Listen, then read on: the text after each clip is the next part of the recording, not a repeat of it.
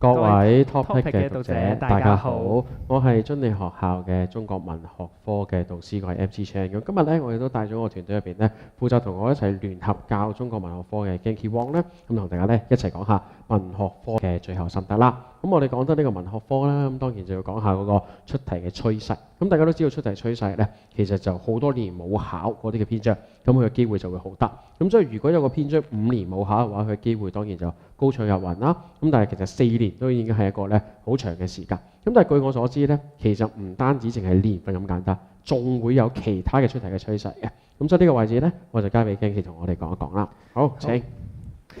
咁其實咧，好似 MC 咁講啦，同埋我個人嘅判斷都係咁嘅，即係文學科咧好多時候咧，佢為咗確保咧大家咧即係可以順利咁通過呢個考試咧，咁其實咧都係有題可貼嘅。OK， 雖然咧咁啊個 syllabus 入邊有28課，咁但係咧透過我哋去睇每一年嘅趨勢咧，我哋可以將個範圍收窄去到咧10幾課嘅啫。好，咁啊可以發現咧就係我哋睇一睇呢一個嘅試題表啊。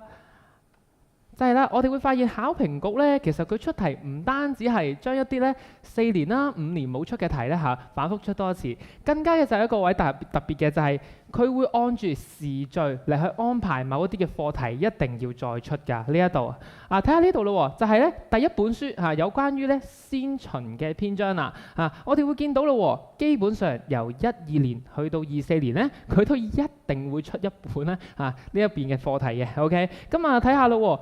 蘇秦約頌喺2022年出過，23年冇出，22年、23、24年都冇出，咁25年呢自不然就係大熱啦。庖丁解牛亦都如此啦。咁如果同學呢行有餘力嘅話呢，就可以温埋涉綱去，就係咁樣啦。咁所以我哋個貼題嘅其實都已經有個表格喺度啦，我哋大家咧一齊去睇下。咁由第5版呢個位置，咁亦都Genki幫我哋分析晒咧大熱門咁同埋咧次熱門同埋咧冷門相關嘅話題。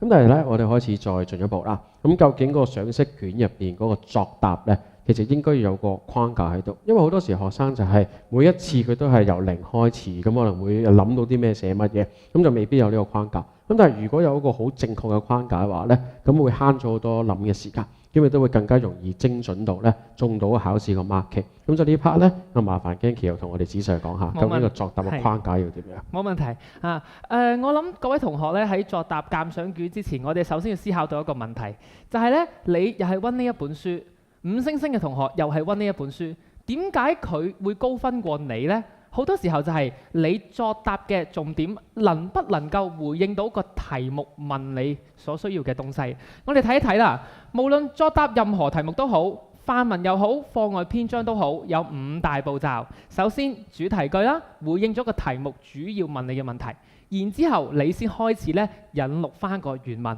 如果係文言文嘅篇章，自不然就要有原文啦如果係白話文嘅篇章呢，好多同學都問使唔使背翻咁多嘅字出嚟啊？其實就唔使嘅，只需要咧概述內容就足夠啦。剩翻就係咧分析嘅部分同埋總結。值得去講嘅咧就係基本上文學鑑賞卷咧，任何嘅題目其實佢都係會包括呢3樣嘢入邊嘅其中一種。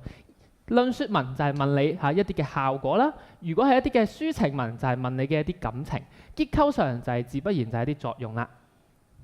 好，咁咪整個試題啊，咁就即刻演繹下咧，即係我哋頭先所講嗰5部曲。咁我哋不如揀就兼加啦，因為比較簡單啲，大家容易啲可以咧就切入。咁我哋出呢個問題就係講到兼加入邊咧嗰個露水嘅變化，展現詩人嘅形象。咁點樣可以善用翻呢5部曲逐句逐句咧？咁啊，麻煩你同大家講下啦。係啦，咁兼加咧係大家學文言文嘅，即係話學文學科嘅第1個篇章啦咁啊，自不然就非常之熟絡啦。但係好多同學咧係去做兼加嘅題目嘅時候咧，個表現都唔太好嘅。原因就係因為咧答題目嘅時候，往往未能夠就佢嘅重點去作出回應。呢一條就問你咯，如何以露水的變化呈現詩人的形象？有2個重點。第一個重點就係如何 how。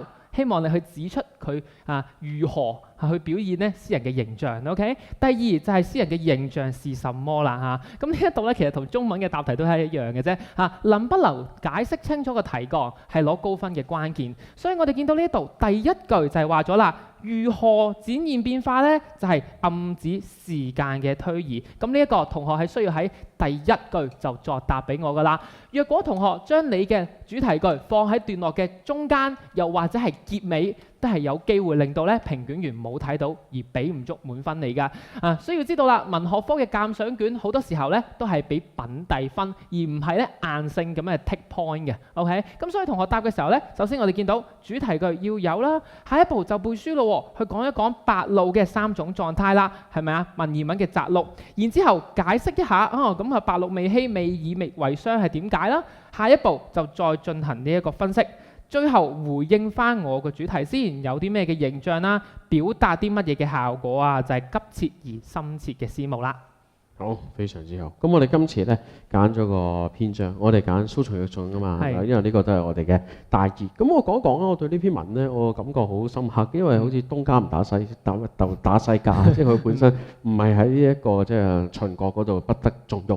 咁然之後我就去第二個陣營。咁所以其實我覺得佢呢個感覺同我哋日常生活之中，好似我哋打工跳槽係好相似。咁我講少少啦，即係我覺得呢個形容咧，又係一個好得意嘅語文嘅現象，因為我哋白話文形容，我哋講下形容下啦，咁樣形容下呢件事啦，咁樣形容詞啦。咁但其實古文入邊單字去提，形就係身體，容就係容貌。咁所以咧，其實呢一啲我哋本身對於個文言文逐字嘅理解咧，其實個幫助都會非常之大。咁Genki會同我哋分析下呢個文章會點考啦。咁同埋係有機會出跨篇章。咁亦都我之前都同大家講過，即係好似短歌客同埋呢個醉翁亭記。咁其實入邊飲酒嘅意象、宴會嘅意象，都有好多可以對讀嘅地方。咁而蘇秦，大家可能就咁睇，你未必即刻諗到咧有啲咩對讀嘅方向性。咁就陣間咧，Genki都會同我哋仔細分析。好，交俾你啦。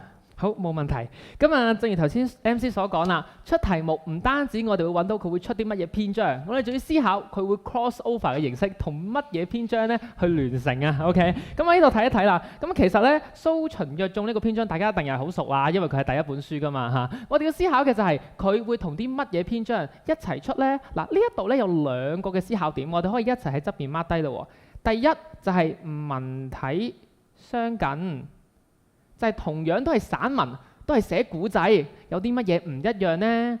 第二就係主題相近，就係話同樣都係講緊一啲世俗嘅一啲世態炎涼、利益至上嘅一啲社會現象。OK， 咁大家自不然就會諗到咧，我哋嘅第二個大熱啦，就係日出啦呢一度。OK， 咁所以我哋喺度講一講咯喎。蘇秦約眾佢作為呢一個第一本書嘅大熱。佢出有機會同啲乜嘢篇章一齊出呢？就係呢3個啦。第一，同樣表達社會嘅一個咧世態炎涼、利益至上、醜陋嘅社會現象嘅日出啦。OK， 第二就係乜嘢呢？啱先嗰度啦，形式相近同樣係有咧鋪排鋪張嘅特色佢同咧進學解呢篇咧亦都有相似之處。咁同學咧記得啦，溫書嘅時候溫清楚佢某啲嘅句式啦值得提嘅就係咧，同學去答句式嘅題目嘅時候咧，係必須要將佢嘅原文引出嚟嘅。如果唔係，我係見唔到佢嘅句式相通之處。咁最後啦，就係咧《竇娥冤》發祥啦咁其實咧《竇娥冤》咧都係今年咧有關於戲劇嘅一個大熱啊！我個人覺得非常之易記。OK， 咁入邊咧佢對於人物嘅描寫咧，同呢一個咧蘇秦約眾入邊咧嗰種誇張嗰種咧描寫心理描寫嘅細緻都非常之類近。咁同學咧留意一下佢，今年亦都好大機會出。好，咁我知道 Genki 都為我哋準備咗份默卷啦。咁你可唔可以講一講嘅你份默卷，即係應該咩時候去做？咁又或者點樣去咩時候操練，可以令到自己嘅狀態提升得最高？咁同埋最尾我都想 Genki 講下咧，臨入到去考場之前有啲咩最後嘅提示俾大家？好，冇問題首先咧呢度咧有一個嘅額外嘅練習俾大家啦。咁呢個練習咧最好係乜嘢時候做咧？就係咧大家臨考試之前嗰幾日去做啦。因為臨考試之前嗰幾日你理論上咧係最緊張嘅、最忐忑不安嘅嗰陣時咧去做嘅練習嘅成績就最能夠反映到咧你喺 DSE 正式考場上嘅反應啦。OK， 咁呢一度咧佢用咗宋詞啦，原因就係因為咧大家通常都唔擅長宋詞㗎但係今年咧我哋嘅宋詞都係大熱啦考呢一個咧秋詩啊嘛咁呢一度咧有3種題型咧，我希望係大家去訓練到嘅。第一就係頭先所講嘅如何啦，咁所以各位同學係咪要俾個手法我啊？佢用嘅係借景抒情、間接抒情、直接抒情，定係其他方式咧？係需要答嘅呢度。跟住離別乃千古之事，如何解脫咧？抒情嘅方式固然就係借景借物啦，但係如何解脫呢一啲問你內容上嘅一啲理解咧，就係咧 DSE 比較少問，但係咧大家咧都係咧通常死喺一啲位嘅，咁所以咧都要注意啦。咁反而去到第3條咧，咁想特登去講一講嘅，就係呢一啲咧，我哋喺右邊一齊空隙地方寫低，就係評論題。基本上咧，如果各位同學有操到 past paper，就會發現咧，每一年嘅文學嘅鑑賞卷咧嘅每一題嘅尾咧，我哋叫壓卷題啦，或者叫評論題啦，都係會係呢啲咧關乎到基本嘅文學常識、文學嘅知識嘅題目。咁啊，今次又講到文學嘅孤獨啦，咁啊，各位同學可以做一做佢，跟住咧去 send 俾我啦，睇下大家嘅看法如何嘅。好，咁就最後呢個臨入考場，仲有啲咩最後嘅提示呢？係啦，咁啊臨入考場咧，即係打什麼都緊，咁其實係引用自咧竇娥冤嘅一個典故啦，就唔係話打什麼不緊，打什麼都緊嚇。咁各位同學咧，基本上有2大重點要留意嘅。第一咧就係咧文學史上嘅了解DSE 考過南轅北孔啦嚇，咁亦都考過其他嘅文學家嘅名字。各位同學一定要記得啦，我哋學文言文咧，或者學範文咧，唔單止要記得嗰個內容嘅主題同埋嗰個嘅主旨，甚至要記得呢一啲嘅題材啦，甚至一啲嘅文學家嘅一啲嘅特色啦，都要記得喎。例如啦，我哋講到雜劇4大家原曲4大家呢一個咧唐宋古文8大家，大家係咪仲係記得晒呢8大家咧？有機會咧 DSE 叫你去問你嘅。第二啦，就係咧選題嘅策略啦。無論咩時候都好，由於文學嘅作答時間有限，我哋第一時間一定係揀咗表格題先表格題可以幫我哋慳到好多時間。第二，我哋先去睇評論題識唔識。第3，我哋先去評論睇我哋嗰個範文，我哋有冇溫？咁樣嘅話咧，就最能夠咧幫大家去節省到時間，確保大家可以完成份試卷咁離場啦。好，咁就希望大家就可以有所得着啦，亦都剩翻落嚟嘅時間呢，咁希望大家就繼續努力啦。咁我哋今次咧就講到你咁多，咁希望同大家咧遲啲後會有期。拜拜。